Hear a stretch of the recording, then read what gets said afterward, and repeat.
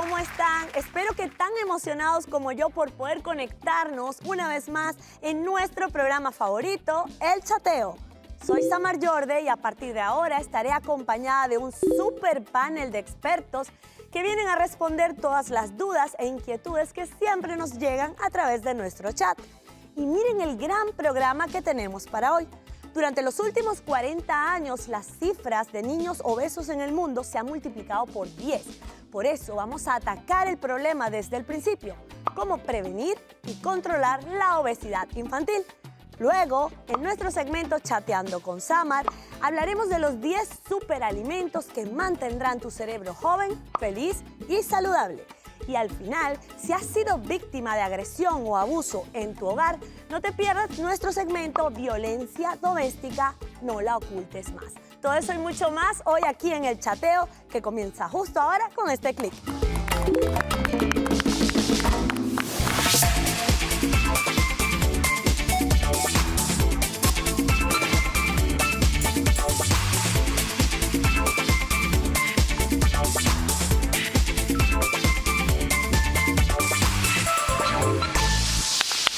Y así comenzamos este gran programa hoy. Sabemos que en los Estados Unidos 1 de cada 4 niños sufre de obesidad infantil. Y para hablar sobre este tema, sobre todo para aprender a prevenirlo y controlarlo en nuestros hogares, vamos a darle la bienvenida a nuestro panel de expertos. Por aquí tengo a Yugle Rivas, psicóloga clínica, bienvenida. También nos acompaña el doctor Isaac Molhaim, creador de ProColágeno, bienvenido Isaac. Por este lado tengo a la doctora Montserrat Rodríguez, nutricionista, bienvenida. Y también nos acompaña Adriana Ochoa, terapeuta profesional de la salud. Vamos a comenzar definiendo qué es obesidad infantil. Cuando los niños los llevan al pediatra, nosotros solemos ver unas tablas, unas gráficas que existen, que son como unas curvas, que tienen una distribución muy particular. A las primeras edades del niño, entre el 0 y los 4 años, están muy pegaditas una con otra. Y a medida que el niño va creciendo, entonces se va desarrollando una curva que se va abriendo como un abanico. Esos son los percentiles, que de pronto usted, mamá, que nos está escuchando, seguramente en algún momento oyó que el médico le habló del percentil. Entonces se dividen, es una línea que se define o se quisiera hacer como la ideal, y luego hay varias franjas donde nosotros podemos ir ubicando el desarrollo del niño. Cuando el niño está por encima del percentil 95, que es la línea más arriba de toda esa serie de curvas, entonces estamos hablando de un caso de obesidad. Es decir, Montserrat, la mamá no puede saber en su casa si su niño tiene peso normal, sobrepeso o cayó en el rango de obesidad. Lo tiene que decir un médico. Sí, claro. Cuando tú tienes un peso normal versus una obesidad, la mamá obviamente lo puede intuir. Muchas veces incluso es el profesor, el maestro del niño, a lo mejor un tío, porque uno quiere ver a su hijo perfecto y a uno no le gusta que te digan que tiene algo. No es que no le gusta, sino que la primera reacción es como que, bueno, no importa, está creciendo, cuando haga ejercicio se va a quitar eso. Pero obviamente para hacer el diagnóstico clínico, que además requiere de una intervención también multifactorial, o sea, de varias especialidades, tiene que ir al médico y el médico le dirá, mira, está en una etapa de estiramiento y crecimiento, o a lo mejor el índice de masa corporal o la grasa corporal que tiene en este momento es normal, simplemente es un niño de pronto como robusto o lo que llaman big frame, o sea, que es corpulento. Vamos a esperar, o sea, es el médico el que tiene que decir la última palabra. A ver, seguramente. Ya me despecho. No, yo soy todavía un niño robusto. Pero felizmente robusto. Pero fíjate que antes, en la época de nuestros abuelos, los niños flaquitos eran mal vistos. Más bien nos gustaba ver a los niños, como los llamaban, hermosos, que son niños gorditos. Sí, bueno, ¿Eso ha cambiado hoy en día? No, eso ha cambiado hace muchos años. Efectivamente, en la época de mi abuela, el niño gordito era el sano. Y el niño delgado era el malnutrido. Exacto. Hoy sabemos que es al revés, o sea, el niño delgado es más sano que el niño obeso, porque el niño que es obeso en la infancia tiene una probabilidad altísima de después ser obeso durante el resto de su vida, y por ahí es que hay que atacar las cosas desde un comienzo. ¿Cuáles son las posibles causas de obesidad infantil? Porque el niño no tiene autonomía para comer lo que quiera en la cantidad que quiera. Desde mi punto de vista, la principal causa es mamá y papá. Ajá, y ese es el punto que quiero plantear. Eso es Ambiente mamá y papá. familiar. ¿Qué pasa? Hábitos. No, yo lo y que quería costumbres. decir, y digo mamá y papá, yo le hago una pregunta a todos ustedes que me ven. ¿Cuál es la comida más sabrosa que tú te has comido en tu vida? La que te prepara tu mamá. La que te hace mamá, exactamente. O tu Entonces eso abuelita. quiere decir que nosotros O la estamos, nuestra mamá y nuestro papá condicionan inclusive el tipo de sabor, la cantidad de sal que le echas a la comida, la cantidad de condimentos que le echas a la comida y Azúcar. el volumen de comida que te comes. Por lo tanto, el principal ingrediente en la obesidad infantil y adulta es mamá y papá que te educó con unas porciones de comida enorme y no de la manera adecuada. O sea, comes no pocas veces durante el día, sino mucho, 2 o 3 veces al día. Y insisto, la porción es enorme porque es un reflejo de lo que también esa mamá aprendió de mamá. Es por eso que muchas veces vamos por la calle y vemos a mamá y a papá obesos y al niño y a la niña súper obesos. Pero, Y ahí tenemos que ya va. añadirle a eso el premio. Si te lo comes todo, te doy un Oh. helado. Si te lo comes todo, hay un chocolate. Entonces, ¿cuál es el premio? Para no ser íntimos con nuestros hijos, mejor los llenamos. Es que Ahora, pasa- yo quiero hoy decir mejor algo. que llevó al hoy en día parque. existe una tendencia a buscar muchos estilos de vida saludable en la adultez. Pero si vamos a hablar de la prevención de lo que es la obesidad infantil, todo empieza desde 3 líneas. Por casa, bajo el paradigma calidad y cantidad y los premios que se utilizan en el hogar para reforzar. ¿Qué ocurre? Se piensa que el niño que cena mayor cantidad está mejor alimentado. Los papás utilizan muchísimo las verbalizaciones, si vas bien con tus notas o haces esto bien, el fin de semana vamos a comer en tal parte o te vas a ganar un chocolate. Ese reforzador comestible al inconsciente del niño va a generar una asociación que va a llevar a que ese adolescente o ese adulto busque placer en la comida.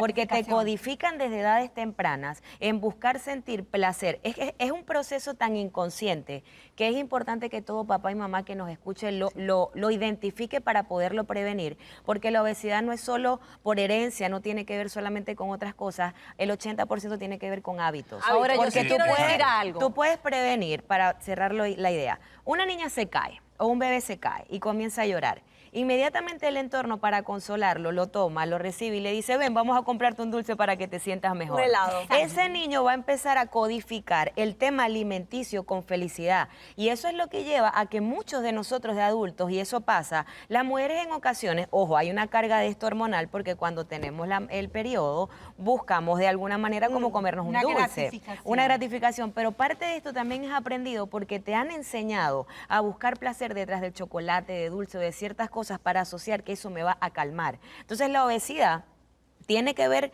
con muchas cosas, con tu proceso quizás de metabolismo, pero también tiene que ver con lo que tú utilizas desde ese entorno, lo que han hecho de ti y de dónde te enganchas tú para justificar muchas cosas. Entonces Perfectamente. podemos decir, algo. Montserrat, que el 100% de la responsabilidad de un niño obeso la tienen sus padres. No, y eso es lo que yo quiero decir desde hace A rato. ver. No, mira, muchas veces eso es una condición que se va gestando y tiene muchos factores que intervienen en la formación. Eso es como una enfermedad multifactorial. Factorial, sí. Entonces, ¿qué pasa? Está obviamente esa primera variable, que es la crianza, es el hogar, son los hábitos, porque incluso normalmente un niño con sobrepeso tiene padres con sobrepeso, entonces no podemos decir que ellos son culpables y hacerlos quedar como si estuvieran haciendo algo exprofeso o tú sabes, con mala fe, porque a lo mejor ellos nadie tampoco los ha enseñado a hacer esa rotura de esas conexiones patológicas que Jugle muy Jugle bien está- describió. Exacto, para Pero hacer- además de eso, está el hecho de que muchísimas veces, y eso es en el mundo de hoy, en el más moderno, tú tienes tu casa limpia, cuidas, preparas los alimentos bien, hay cultura del ejercicio, pero en la escuela, que es donde el niño pasa el 80% del tiempo, ahí no hay control. Pero pasa también algo importante acá. Puede haber una predisposición, pero también puede haber una prevención. ¿Qué es lo que pasa? El hogar puede o impulsar o puede sostener muchísimas cosas. Si mezclamos hábitos alimenticios deficientes, que entiendo básicamente que con un papá con sobrepeso pueden ser heredados y aprendidos, pero también un plus que no hemos mencionado. Los niños de hoy en día son niños muy sedentarios por el exceso de Exacto, ahí tecnología. Si faltaba mezclas los malos exacto. hábitos alimenticios con un niño que no se expone al juego o no se expone a quemar calorías, es una bomba de tiempo. Tenemos que ir a una pausa comercial y ya venimos descifrando cuáles son las causas exactas que nos están llevando aquí en Estados Unidos a ser el país número 1 en obesidad infantil. Ya venimos con más de El Chateo.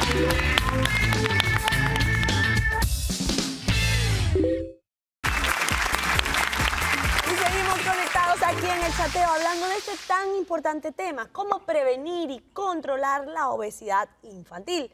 Estamos en un país donde más del 30% de los niños tienen obesidad. Y antes de irnos a la pausa comercial estábamos hablando, descifrando, más bien dicho, las causas. ¿Cuáles son las causas de esta obesidad? En mi concepto, en Estados Unidos hay dos razones fundamentales.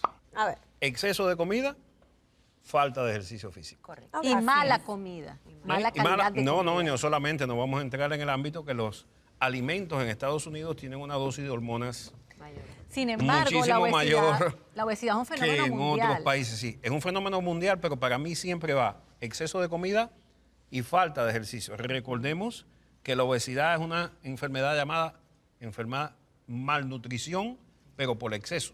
Por exceso, no por O sea, deficiencia. no por deficiencia. Esa malnutrición por exceso es que comemos más calorías que las que gastamos en nuestro día a día.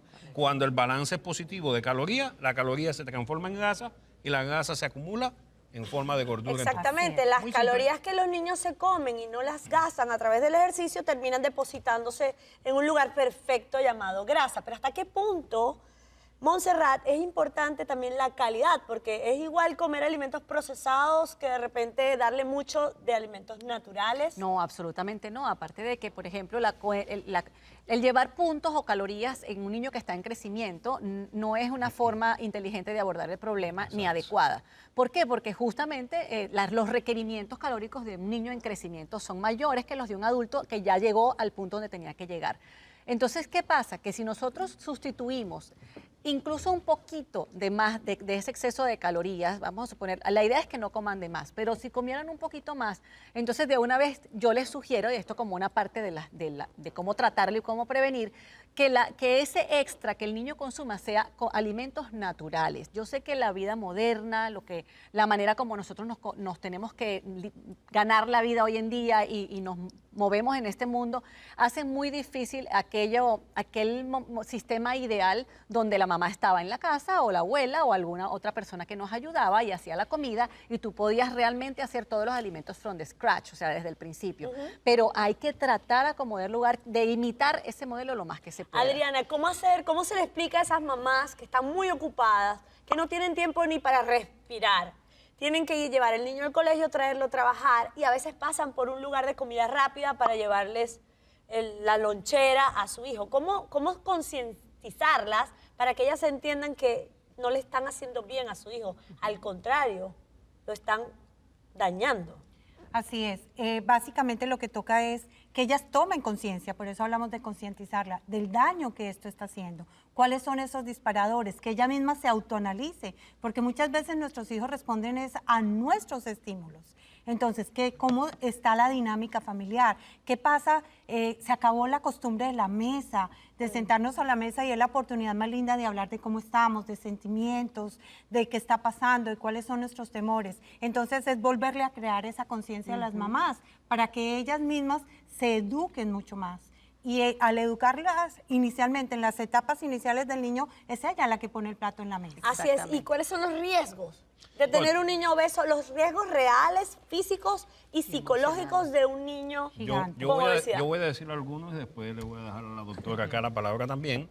Bueno, los riesgos, el principal riesgo que tienes, entre muchos que hay, es diabetes, hay hipertensión infantil, aunque ustedes no lo crean, pero sobre todo que tienes una alta probabilidad de ser obeso el resto de tu vida. Correcto. Y ese es el mayor daño que le estás haciendo a tu niño. Si tienes un niño que es obeso en la infancia, casi seguro va a ser un adulto obeso. Y es por allí donde tienes que comenzar a controlar las cosas. Sabemos que es difícil, las mamás yo sé que trabajan muchísimo, todos trabajamos muchísimo y a veces para salir del paso comemos comida chatarra, comida que aporta muchas calorías pero pocos nutrientes. Así es. ¿Y qué Eso lo pasa? sabemos, ¿Y qué pero pasa? hay que cambiar eso, hay que de alguna manera reinventarnos en casa y además hay una cosa muy, muy obvia en esto, el comer da placer. Cuando tú preguntabas cuáles son las consecuencias, está en todas partes, papás, mamás, tías, abuelas, y ustedes mismos si están creciendo o si en este momento sufren de sobrepeso.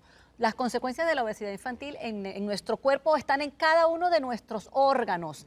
Claro que el tiempo es muy corto para mencionarlas, pero desde la punta de la cabeza, porque sufren nuestras arterias a todo nivel, el metabolismo, todo. Podemos decir, Montserrat, que darle comida chatarra a los niños, darle azúcar, darle alimentos altos en sal, es como si le dieras cigarrillos. Sí, es Exacto. como si le dieras veneno. O peor. ¿O drogas? O Sí. peor, muchas veces peor.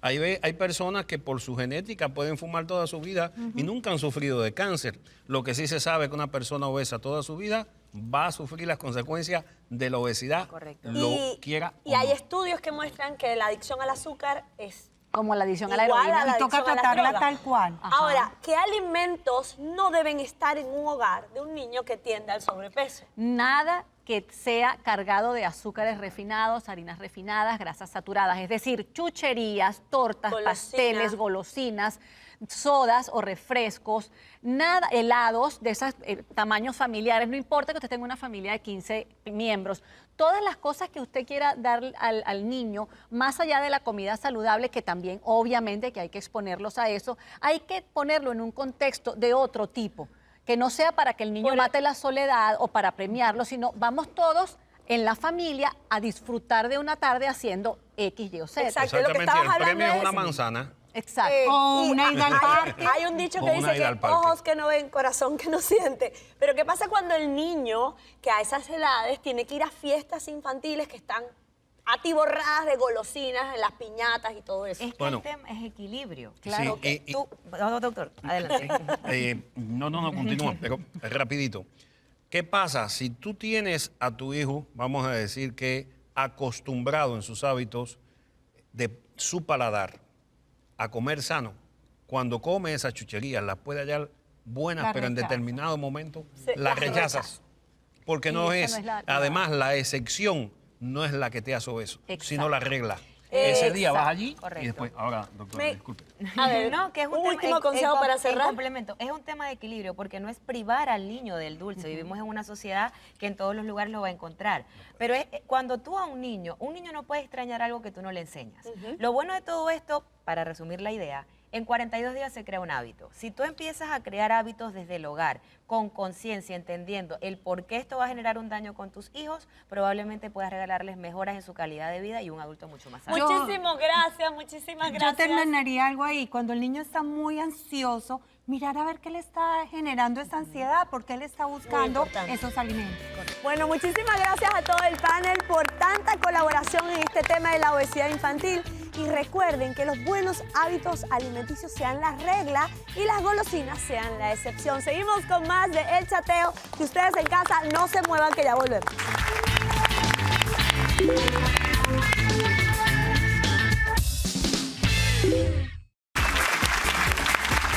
Y entramos a mi segmento favorito, Chateando con Samar. Y vamos a hablar de los superalimentos que te van a ayudar a tener un cerebro joven, feliz y saludable. Y aquí están. Pero antes que todo, quiero que sepas que el cerebro, a pesar de ser un órgano tan pequeño, porque solo ocupa un 2% de tu peso corporal, es el órgano más importante de tu cuerpo. ¿Y por qué? Porque el cerebro lo controla todo. Es el comando de control que dirige el resto de nuestro cuerpo.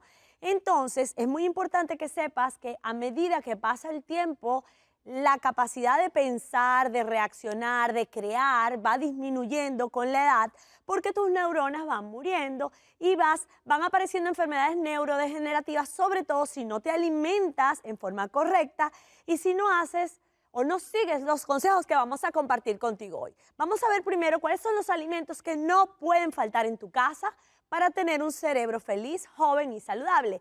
Y comienzo por un consejo que siempre quiero que cumplas, que son los frutos rojos o berries, arándanos, moras, fresas, frambuesas. Todos estos frutos tienen que estar todos los días en tu casa y te recomiendo una taza diaria a cualquier hora del día. Puede ser en la mañana, puede ser en la noche antes de dormir, no importa porque son muy bajos en azúcar.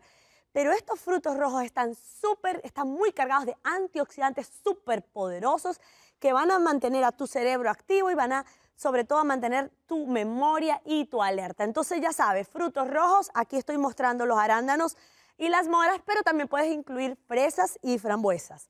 Otro superalimento que no puede faltar en tu vida es el cacao. Esto es un cacao en polvo sin azúcar. El cacao es un antioxidante muy poderoso que mantiene la salud de tu cerebro. Tiene dos componentes, tiene la feniletilamina, que es el componente que segregamos cuando estamos enamorados y nos da alegría y bienestar. Entonces, consumir cacao siempre te va a hacer sentir feliz. El problema del cacao es el azúcar y las grasas. Por eso siempre es ideal tomarte una taza de cacao en polvo, quizás con leche de almendra y algún endulzante natural como la stevia. Eso te puede hacer ahorrar todas las calorías que vienen del azúcar y te van a hacer sentir felicidad. Y lo otro que tiene el cacao, que es muy importante, es el magnesio. Y el magnesio es un mineral imprescindible para mantener la salud de tu cerebro. Ok, ya vimos esta parte, ahora vamos con las grasas. Es muy importante que consumas grasas saludables. ¿Por qué? Porque el 60% de tu cerebro está conformado por grasas. Entonces necesitas grasas para preservar todas las funciones del mismo. El aceite de oliva es la mejor, son ácidos grasos monosaturados muy saludables, protegen el corazón, protegen el cerebro. Los frutos secos, puedes consumirte un puñado de frutos secos todos los días para mantener tus funciones alerta en el cerebro. Lo más importante es no agregarle sal, porque al agregarle sal entonces comienza el tema de la presión arterial a alterarse. Otra grasa muy saludable que no puede faltar en tu casa es el aguacate. El aguacate es otro ácido graso monosaturado muy saludable para mantener tus funciones cerebrales a lo largo del tiempo. Y lo más importante es que son antioxidantes. Cuando yo te digo que algo es antioxidante, es algo que va a prevenir el envejecimiento prematuro y va a mantener tu cerebro activo por el resto de tu vida. Y otra grasa fundamental que no puedes dejar de consumir es el salmón. Por lo menos entre 3.5 onzas a 4 onzas, 3 veces a la semana es la dosis ideal de omega 3 que te aporta el salmón, que es uno de tantos pescados azules. Está el atún, está la sardina, está la trucha. Hay varios pescados azules. Lo importante es que te aportan el omega 3 para tu salud cerebral. También podemos consumir semillas de chía que ayudan a mejorar la memoria. También el té verde es fundamental porque el té verde te activa, pero no puedes abusar de él. 2 a 3 tazas de té verde al día son suficientes para mantener tu cerebro alerta todo el tiempo. Además, el té verde, la chía, las grasas que acabo de mencionar y los frutos rojos con el cacao, todos tienen un poder antioxidante que combaten los radicales libres, que son los causantes del envejecimiento prematuro y sobre todo de la aparición de enfermedades como el Alzheimer, la demencia y otras enfermedades neurodegenerativas que van afectando día a día y poco a poco y gradualmente tu capacidad para funcionar en la vida. Por último, y no menos importante, tenemos los tomates y el brócoli. Realmente son vegetales muy poderosos. El tomate tiene un antioxidante llamado el licopeno que previene en forma importante las enfermedades del corazón y las enfermedades cerebrales. Te ayuda a mantener una buena circulación en tu cerebro y eso es muy importante a la hora de funcionar correctamente. Y el brócoli también previene los accidentes cerebrovasculares que ocupan la segunda causa de muerte en el mundo. Pero además de estos alimentos que te acabo de mencionar, nunca olvides suplementarte adecuadamente con omega 3 si no consumes pescados azules 3 veces por semana. La coenzima Q10 es muy importante, el ginkgo biloba también es muy importante y el ácido alfa-lipoico. Puedes consultarle a tu médico cuáles son las dosis adecuadas para ti. Y el último consejo que te voy a dar para tener un cerebro joven, feliz y saludable para siempre es dormir. Tienes que dormir entre 7 a 8 horas cada noche, un sueño profundo y tranquilo, y te aseguro que si cumples todos estos consejos que te acabo de dar, vas a vivir como un chico de 15 años por el resto de tu vida. Muchísimas gracias por acompañarme en mi segmento Chateando con Samar. Bye.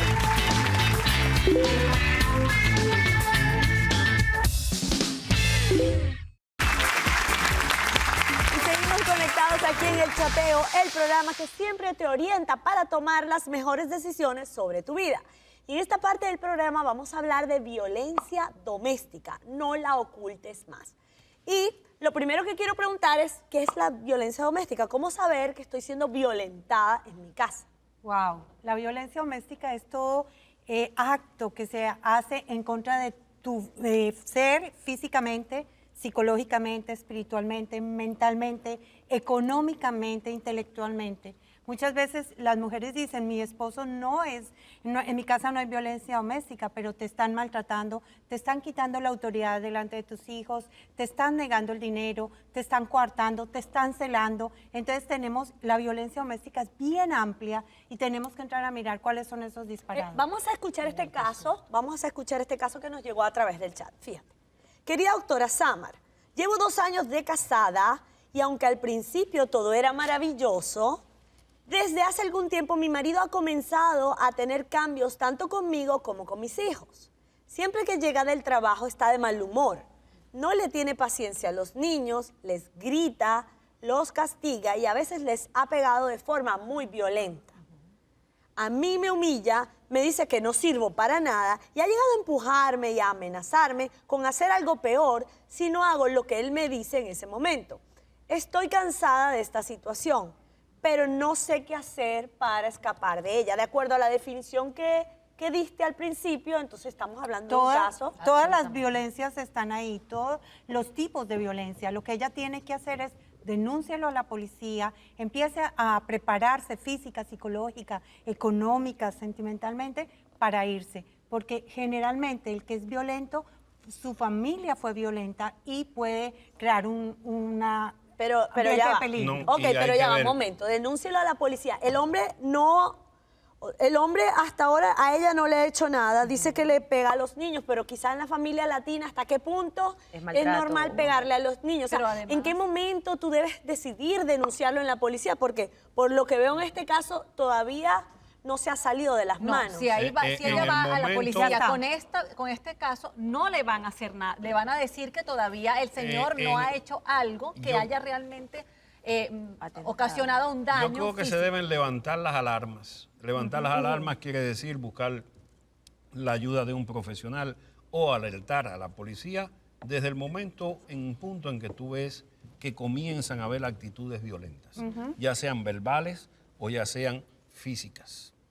Y ver si mamá y papá o alguien más en la familia es violento como esa persona. Consultar la familia si él es violento desde antes, si es que esto es algo nuevo, si es que comenzó recientemente o si siempre lo fue. Y tenemos que ser bien enfáticos porque esto puede dar después serios problemas, inclusive de muertes por golpes. claro. Están el día entero ahí documentados en la televisión. O sea, la violencia va escalando muchas veces. No es que se quede allí solita. Ahora, el pegarle a los hijos no puede ser o no un síntoma o un síntoma, una expresión de una persona posiblemente violenta, pero no siempre. Hay que tener un poco de cuidado con eso, pero ya es una alerta. A Te ver, pero- levantó una banderita. Exacto. Si ya te pega, entonces ya tiene que llamarle a la Pero, policía, no ¿cuál te es queda el de otra. perfil, Yugle, de un agresor? ¿Cómo saber que esa pareja que tengo en mi casa puede sobrepasar la Ese era el raya punto. y hacernos daño? Mira, este caso que tú estás planteando aquí es una dinámica. Existe una dinámica entre agresor y el que permite ser agredido, ¿no? En este tipo de dinámicas es bien curioso ver cómo la persona, en este caso la esposa, siempre maneja la expectativa de que no va a pasar de allí o que él va a cambiar, ¿ok? Parada desde allí es importante lo que el doctor menciona. El agresor, si tú no le colocas un límite, lo va a ir subiendo y va a ir subiendo y esto más que frenarse se va a exacerbar.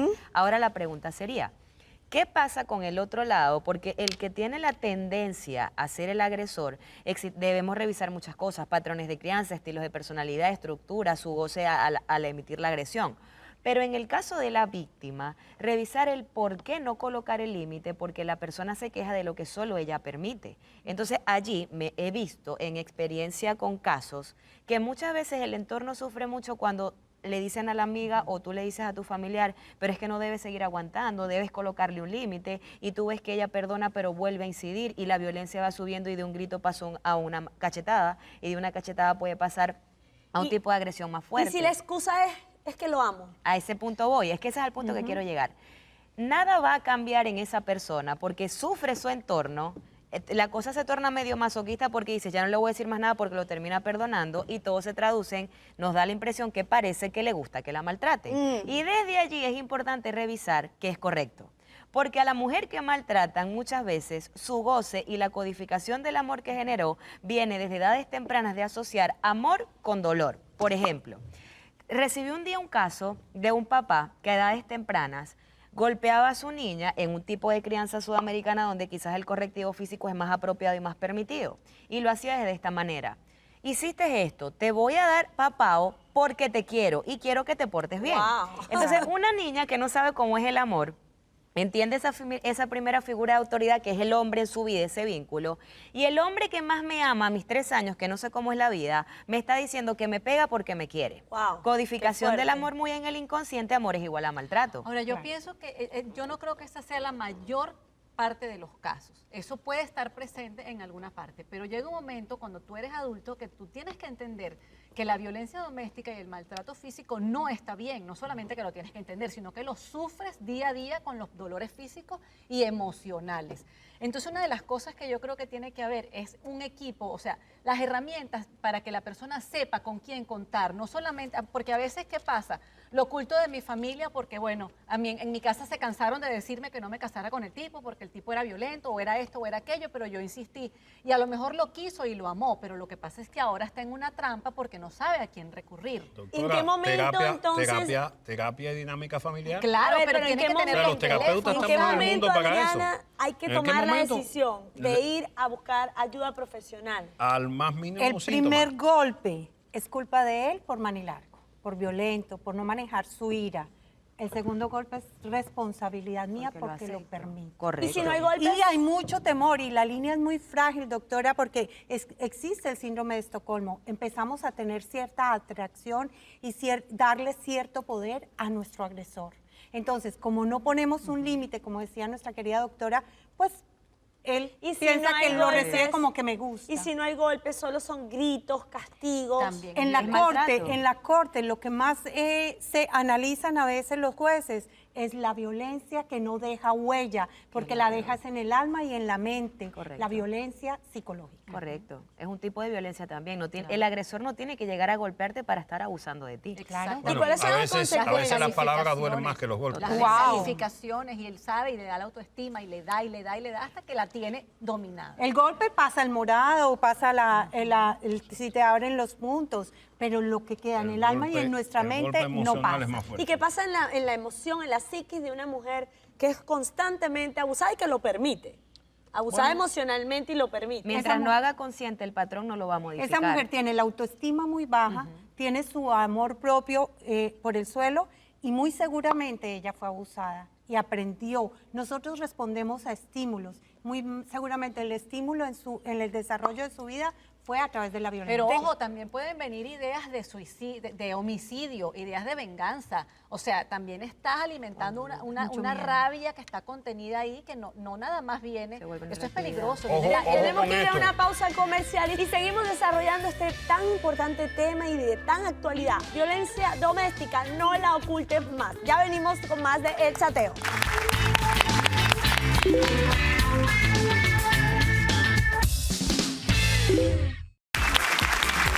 Y llegamos a la última parte del programa, violencia doméstica, no la ocultes más.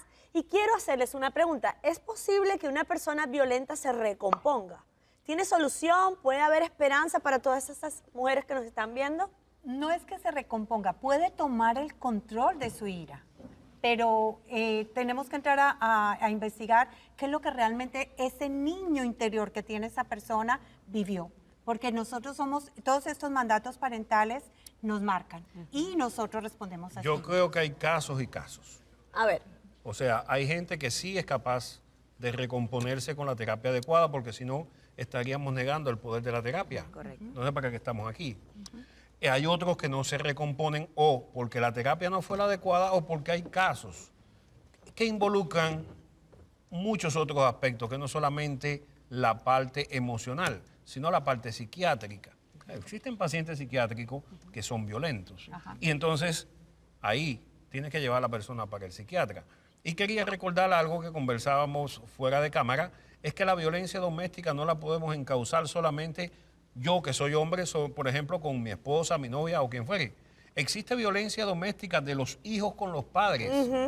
y de los nietos Cierto, con cierto. los abuelos, Eso es muy doloroso sobre también. todo cuando el padre o el abuelo ya está en una edad en la que uno va declinando, o sea, estás viejo, no tienes la potestad que antes, y yo los tengo casos en mi consultorio que le han pegado a los abuelos.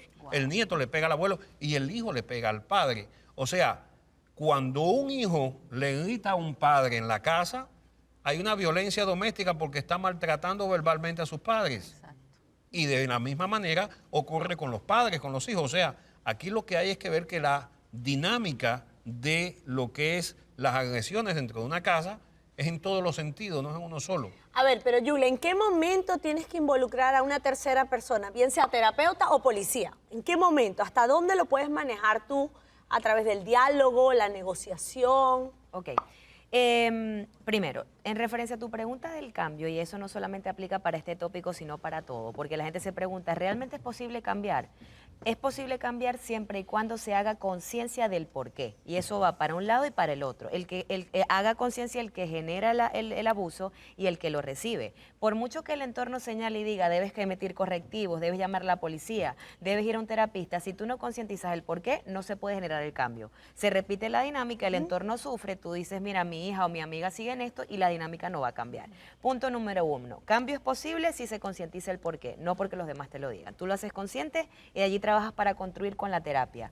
¿Cuándo es el momento indicado? Cuando esté perturbando tu paz. Cuando ya tú te sientas que no puedes manejar, de que te sientes burlada, que te sientes maltratada, debes ocuparte. Y si sientes que no puedes hacerlo sola, busca ayuda. Me encanta esa observación, pero ahora pregunto, Adriana, ¿qué pasa si dependes económicamente de esa persona, no tienes cómo mantenerte en la vida, ya quizás lo dejaste de querer, pero no lo puedes dejar porque no tienes cómo subsistir? Eso es uno de los Si principales. la, si Bueno, la pero para violencia- eso existen los grupos de apoyo. Sí, a Pero eso no te iba. va a mantener. Si la violencia Están las realmente amistades. es fuerte, hay instituciones que te protegen, hay Exacto. refugios para mujeres, hay, Pero te dan dan dinero. capacitación, te mantienen ahí un tiempo mientras tú puedes ser económicamente autosuficiente, te trabajan a nivel emocional y psicológico, entonces te preparan para dar el cambio. Yo generalmente le recomiendo a mis pacientes que empiecen ellas mismas a prepararse física, psicológica, económica, intelectualmente. Mira, por ahora, si es llevadero, empieza a ahorrar, empieza a sacar, haz tu propia cuentita. Eso es Para que tú inteligente, cuando claro. porque muchas mujeres dan el paso en medio Sin de la un plan. emoción y después tienen que regresar. ¿Y sabes quién pone las condiciones? El abusador. Oh, Exacto. sí. Y ahí viene Juega creo- eso, a vulnerabilidad para poderle enganchar. Yo creo que en el caso, y seguimos insistiendo en el abuso de hombre a mujer, generalmente en matrimonio, hay abuso, insisto, de hijo hacia padre. Yo creo de que mujer a hombre. en el noviazgo, mujer. y de mujer hacia hombre, claro que lo hay, en el noviazgo no se exploró esa parte bien. Porque no debiste haber llegado nunca a un matrimonio cuando ya es Ya tarde. va, o sea, pero es que a veces la gente pone su mejor máscara. pone su Claro, mejor por eso se mano. llama conquista. Y no Pero está ¿y conviviendo. ¿dónde está la astucia de tú probar con quien vas a estar durante ese tiempo Muchas maravilloso veces, llamado ¿sabes qué noviazgo? pasa? Que Nada tú no aparece tienes de la ese nada. patrón en tu casa. Vamos a suponer que, o sea, tú conociste a un tipo y a lo mejor el tipo contigo es una maravilla, pero se agarra a golpes con todo el mundo en la calle. Exacto. Y tú dices, bueno, tiene un carácter Estamos fuerte, de pero... alguna manera está Exacto, diciendo. ¿por qué? Pero no Porque crees en que mi te va a casa tocar. yo nunca vi a nadie que se cayera a golpes con nadie. Entonces, para mí es una novedad. O mira, qué cosa, el tipo cada vez que toma se molesta. Bueno, puede ser que se le pasó esta vez la mano de trago. Y ahí se te pueden ir 5 años de noviazgo. O 3, 2, Justificaciones, lo que Pero- sea. justificaciones. El faro no lo tenías claro desde el inicio, No, porque si claro, ya lo viste va esos mostrando. comportamientos... Pero Alarma. en esta mesa Provócalo. en esta A ver qué mesa pasa. se ha dicho, creo, me corrigen si no es cierto, que una persona agresora o maltratadora generalmente tuvo una infancia donde fue abusado o maltratado. Así ¿Cierto? es, así Bueno, es. Ahora, nadie ¿qué nace pasa? abusadores, vamos a estar Ok, claros. ¿qué El abusador pasa se crea. cuando ese abuso va hacia los hijos? Nosotras como madres, ¿qué podemos hacer ahí? Un padre que fue golpeado salvajemente durante su infancia que quiere reprender a sus hijos de la misma manera. No permitírselo, permitirlo. porque se los permitírselo, está exacto. dañando. O sea, no justificar, permitirlo. eso no es una justificativa Correcto. para yo hacer que él lo haga igual con mis hijos. Correcto. Hay que poner la línea roja, tiene que estar trazada desde el inicio. Hay que sacar las garras. Y pienso que en ese sentido es hasta un poquito más fácil, porque hay una persona que no está en la dinámica, pero que sí está en la familia. Y a lo mejor tiene una influencia, vamos a suponer, la esposa no es la que directamente está recibiendo el maltrato en ese momento, porque seguramente en algún momento va a ser, pero todavía tiene el poder de decir, mira, lo que estás haciendo no está bien y yo te quiero ayudar. Yo puedo comprender tu historia, pero no permitirte que la repitas con los Pero niños. esto sería muy importante tenerlo en cuenta, es corrígelo, háblale, exprésate, sé íntima con él, pero no delante de los hijos, porque también le puedes quitar la autoridad. Tenemos que cuidar mucho esa línea de la ¿Y autoridad. qué se le dice a un Y hijo? también- ¿Qué se le dice a un hijo? y Tú tam- como mamá o papá, Sí. suponiendo que es tu esposa la agresora o nosotros en el caso de la mujer que sea nuestro esposo, ¿cómo le explicamos al niño que está recibiendo agresiones, vejaciones, humillaciones de parte de la pareja?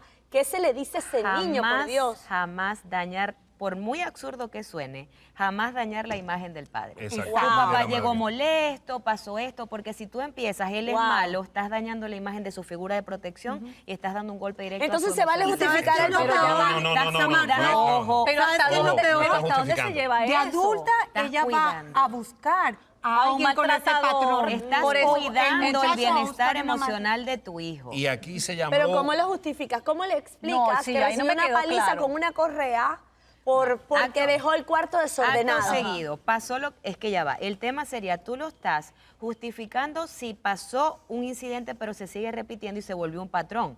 Tú ahí estás justificando el comportamiento de tu pareja. Pero si fue un incidente aislado, tú cumples con explicarle al niño que papá no quería hacerlo, que no estuvo bien, que se sentía molesto, pero pones el límite con la pareja, no con el niño. Porque por mucho que tú le expliques al niño que papá no quiso hacerlo, si es repetitivo se va a volver un patrón de maltrato en el hogar. Yo quiero hacer sí. un paréntesis ahí de la vida real y ojo con esto a todas las mujeres y hombres que me ven con esto. Y es lo siguiente, aquí se mencionó llamar a la policía, aquí se mencionó muchas cosas.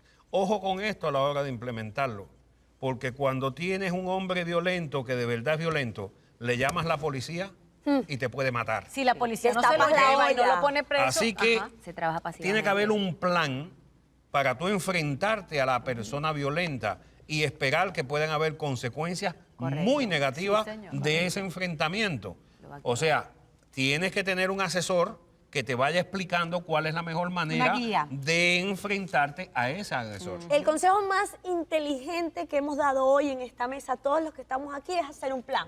Adriana lo comenzó, Isaac también lo está diciendo, lo hemos dicho todos, cada quien.